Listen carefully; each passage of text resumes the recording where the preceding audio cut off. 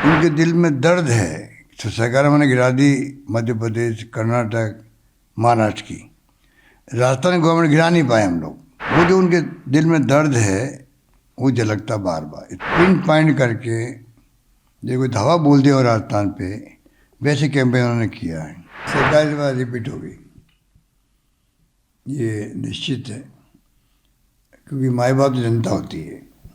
जनता का मूड इस बार रिपीट करने का ही है। मैं केरल गया था। केरल के अंदर 70 साल तक एक बार कांग्रेस एक बार कम्युनिस्ट पार्टी के शासन आते थे।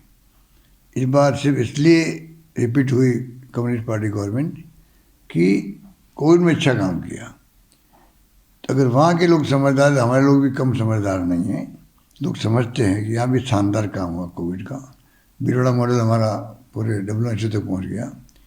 और साथ में जो हमने कानून पास किए हैं वेलफेयर के, स्कीम लेके आए हैं। राइट टू हेल्थ का एक्ट बना दिया। चीनी योजना लेके आ गए, जो 25 लाख का बीमा था 50 लाख का कर दिया। हिंदुस्तान में कहीं पे भी नहीं है। OP लागू कर दिया, जो कर्मचारियों के लिए बहुत बड़ी उपलब्धि उनके लिए, क्योंकि उनकी सिक्योर हो गई रिटायरमेंट के बाद लाइफ।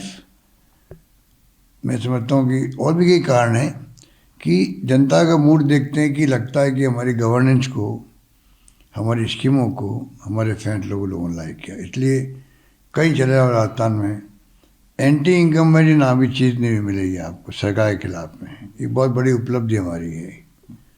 तो अगर सरकार के विरोध में कोई लहर नहीं लग रही है तो संभावना ये है कि आप सरकार बनाओगे वापस।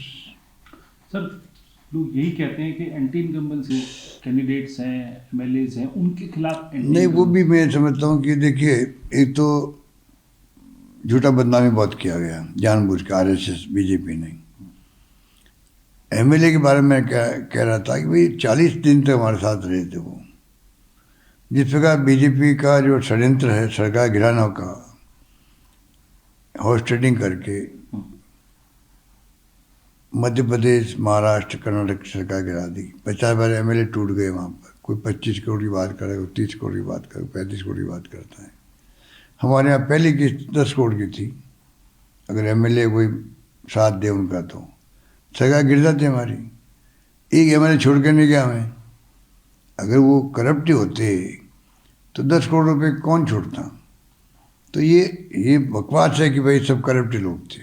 हाँ, करप्शन कहाँ नहीं होता है, कहीं थोड़ा बहुत हो सकता है। इसलिए वो जो लोग उम्मीद करते थे कि टिकट रिपीट होंगे तो लोग रिवोल्ट करेंगे, वो रिवोल्ट भी नहीं हुआ। बल्कि ज़्यादा रिवोल्ट हुआ BJP के अंदर हुआ है। तो आप सोच सकते हैं कि BJP में क्यों रिवोल्ट हुआ ज़्यादा। तो इसलिए माहौल हमारे पक्ष में लगता है। प्रधानमंत्री जी वो जो कोई ज़माना था, 1 मीटिंग या 2 मीटिंग करते थे राज्यों में। गांव-गांव में मैसेज चलाया जाता था कि आज प्रधानमंत्री जी ने ये बात कही है। उसका विश्लेषण होता गांव-गांव में, घर-घर के अंदर। अब प्रधानमंत्री जी को 30-30 मीटिंग करनी पड़ती है। कल तक आए वो 1 मीटिंग करने के लिए राजस्थान, मैसेज देने के लिए। तो आप सोच सकते हो कि वो जो भाषा का हम ले रहे थे, वो सिर्फ इसलिए ले रहा, बार बार पूछ रहे मुझे आप पे अटैक करे थे, इसलिए करते थे उनके दिल में दर्द है। तो सरकार मैंने गिरा दी मध्य प्रदेश, कर्नाटक, महाराष्ट्र की। राजस्थान गवर्नमेंट गिरा नहीं पाए हम लोग। वो जो उनके दिल में दर्द है वो झलकता बार बार। इसलिए वो पिन पॉइंट करके जो कोई धावा बोल दिया और राजस्थान पे, वैसे कैंपेन उन्होंने किया है और अटैक किया हमारे सब पर। क्योंकि उनके दिल में दर्द ये सरकार गिरा नहीं पाए हम लोग।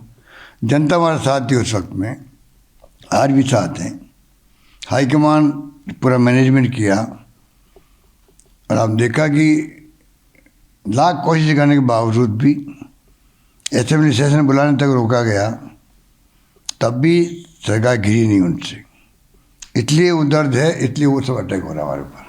सर, आखिरी और बड़ा महत्वपूर्ण सवाल, जनता से क्या कहेंगे आज जब मतदान करने जाए जनता, तो क्या अपील रही है?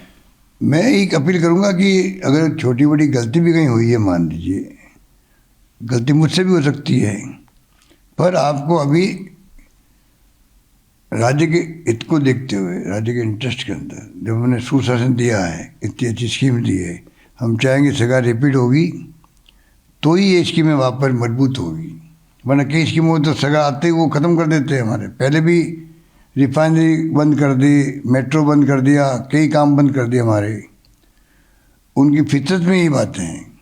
हम चाहेंगे हम स्कीमों को और ज़्यादा स्कीम लेके आएँ, इन स्कीमों को और मजबूत करें, जो गारंटी दी उनको लागू करें। तो हमारा एजेंडा साफ है 2030 का, मिशन 2030, उस रूप में हम चल रहे हैं।